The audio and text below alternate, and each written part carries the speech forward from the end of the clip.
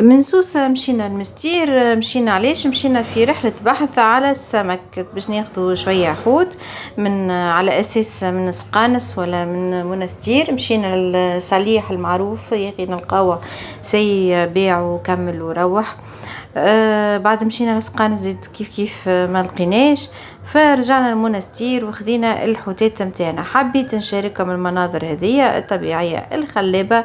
مستير بلاد جميلة، بلاد يطيب فيها العيش، سواء معناتها من جمالية الموقع وسواء زادة من جمالية الناس الموجودة غادي. مشينا هذه في الثنية هذه اللي على اليمين، ثم الملاحة. بعد دخلنا المنستير، مشينا ديريكت فين اسمه حي تقريب اسمه حي رمادة. يظلي هذاك هو حي رمادة، فما لقيناهوش ولينا مشينا الباتيسيري هذه باتيسيري لاغين، موجودة حسيل موجودة تقريبا في كل بلاصة. ثم باتيسيري لاغين شوية الجاتو اللي موجود لهنا شيء يعمل الكيف، بنين ياسر، تبردنا تفرشكنا، خذينا زيت الدبوزة سيتروناد. وكملنا هكا المحويسة متاعنا في المنستير. نعرفوها بالطبيعة، مشينا قبل صيفنا فيها مرتين ولا أكثر من مرة. درنا فيها الحق مو غرغور القايلة وكل شيء، ما فما نزلناش من السيارة، وإحنا نزربوا على خاطر باش نطيبوا عشينا معناتها باش نرجعوا لشط مريم في حمام سوسة. هذه رباط المنستير. الروضة روضة الزعيم الحبيب بورقيبة. زادة مشينا للكورنيش. الكورنيش تغير شوية، ثم هكا شوية هكا تغييرات فك ما نعرفش ايش يقولوا لها، السطحة يظهر لي. المهم تاع الكورنيش، البحر لونه على محلاه، العباد شيخة، بديت العباد تجي هذه، بديت تتمسى الشمس معناتها قبل العشية بين 5 و6 متاع العشية. محلاها بلادي وقديش يحلى فيها معناتها اللي يطيبوا فيها العيش. ان شاء الله ربي يجعلها على صلاح، ان شاء الله الطقس يزيد يتحسن هكا ويتنسم، خاصة في البلدان الماهيش الساحلية معناتها برشا سخانة.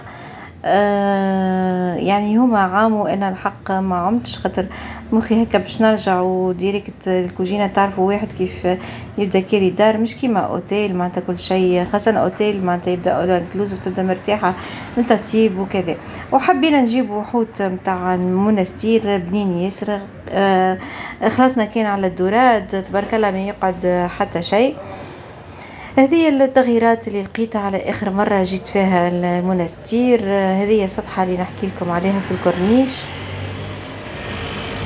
هذوكم الجملة متاع المصطفين. وبعد هكايا مشينا وين كما قلت لكم اسمها البلاصة نسيت اسمها، اي حي تقريب رمادة حاجة كيف هكا، ولا نهج رمادة، وين موجود كصليح اللي ديما معناتها صاحب سامي منصور معروف معناتها عنده باج على الفيسبوك.